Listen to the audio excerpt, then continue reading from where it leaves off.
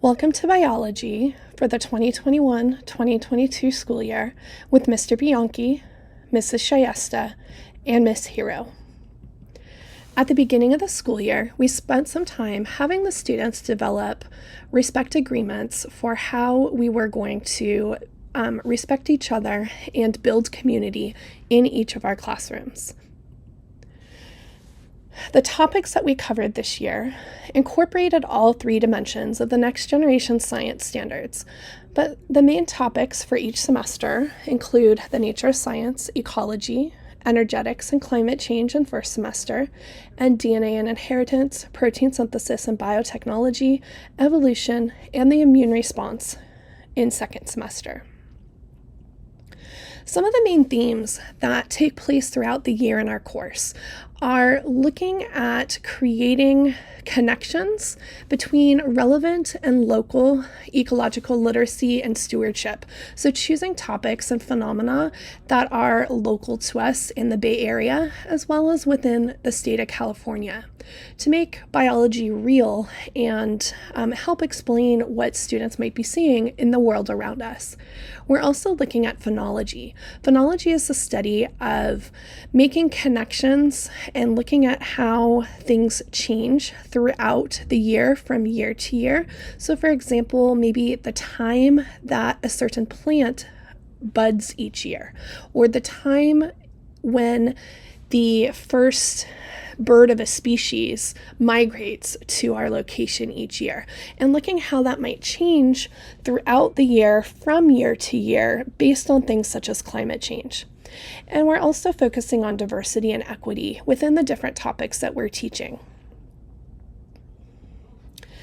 Our first unit used the phenomena of the effects of climate change on the salt marsh harvest mouse, which lives in the San Francisco estuary.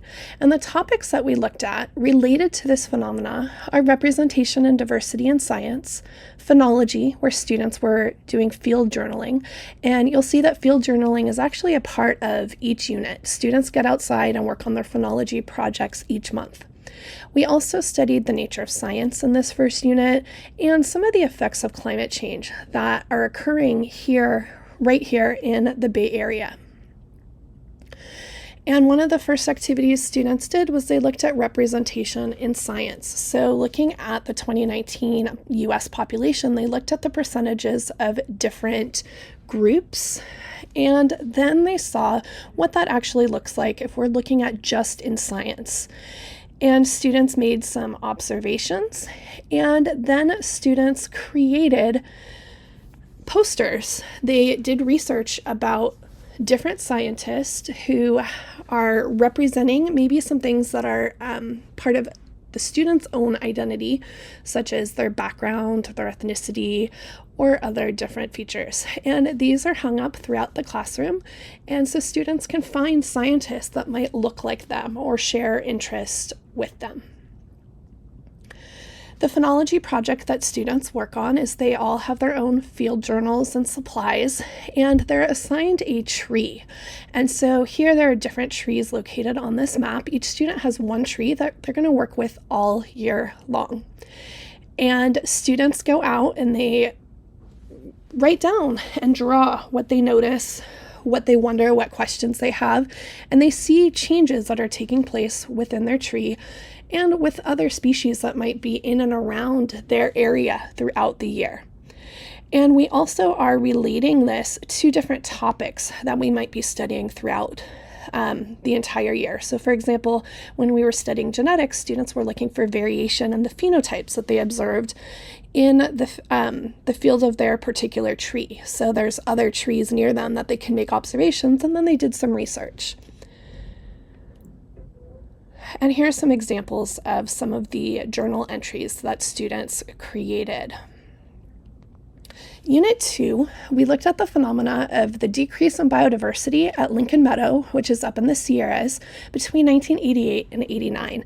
And students listened to sonograms, which are recordings of birds in 1988 and then in 1989, and studying biodiversity, the needs of ecosystems, food webs, chains and energy pyramids, and interactions between species and human impact, students figured out what was happening in that meadow that caused this huge change in the soundscape of this particular area.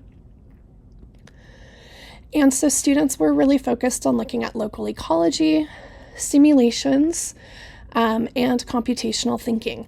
So to start out the unit, students went on campus and they were looking at our direct local ecology here on campus and how different species were interacting with each other. Students also were looking at the San Francisco Bay.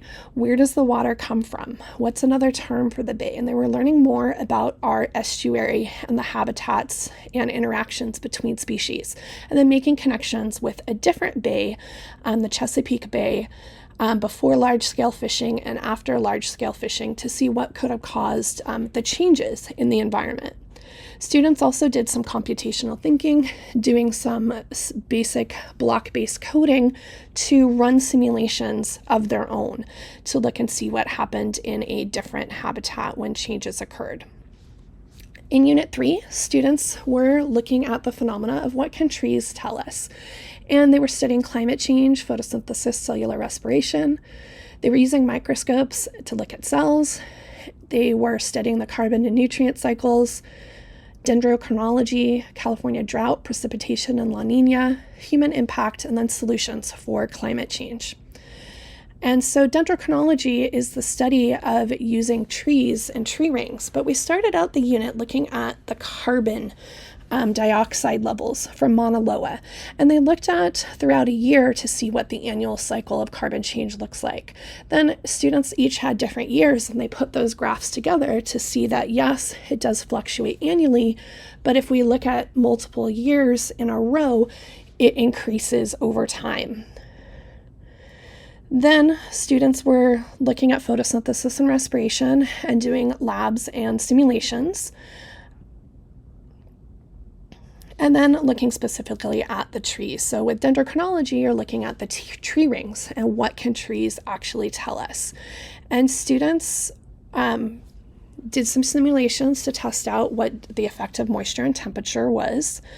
And then they were looking at just climate in general. Looking back into our medieval climate anomalies, what does it look like? What did they notice? And what are they seeing now in California with the current drought situation that we're in? Students were doing a lot of different research and looking at particular areas in California. What is their annual average rainfall? What is their mean precipitation from 1950 to 2020? But then what is the anomaly due to moderate La Nina years? Because it was predicted that this year would be a La Nina year. What does that really mean? So students did some calculations and analyzed data on graphs and maps. And students discovered that with the unique geography of California, that we had rain shadow events happen. Students also looked at other evidence that we can use to determine climate change and looking at the indigenous Ohlone Native Americans in California and how their shell mounds that were throughout the bay can be carbon dated to tell us different patterns in the migration of these people and connecting that to what was happening at the time, such as drought.